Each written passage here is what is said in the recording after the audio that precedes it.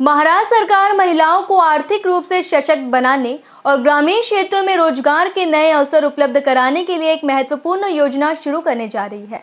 इस संबंध में भाजपा नेता चंद्रशेखर बावनकुले ने जानकारी देते हुए बताया कि राज्य सरकार प्रत्येक महिला स्वयं सहायता समूह, बचत समूह को राजस्व विभाग की 1 हेक्टेयर भूमि 5 वर्ष की अवधि के लिए उपयोग हेतु उपलब्ध कराएगी। मुख्यमंत्री देवेंद्र फडणवीसजींच्या निर्देशाने राज्यातील महिला बचत गटांना, महिलांच्या कोऑपरेटिव्ह संस्थांना रोजगार निर्मिती करण्याकरता महसूल विभागाची एका बचत गटांना 1 हेक्टर जागा 5 वर्षाच्या लीजवर आम्ही देणार आहोत आणि या बचत गटांना 1 लाख रुपयाचं अनुदान डीपीसी किंवा तिथल्या खनिकर्म निधीतून आम्ही देणार आहोत।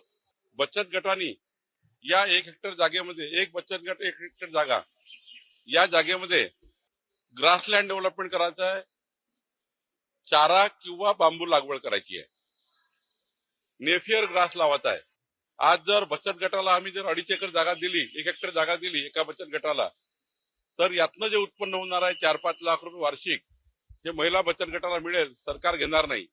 हे संपूर्ण जो तिथून जो पैसा होईल किंवा त्या चारामधून जो काही पैसा मिळेल तो पैसा बचत गटाला मिळेल। एकंदरीत एका ग्रुपमध्ये 10 महिलांना एका बचत गटामध्ये रोजगार निर्मिती करता मोठा प्रकल्प महसूल खात्याने हाती घेतलेला आहे।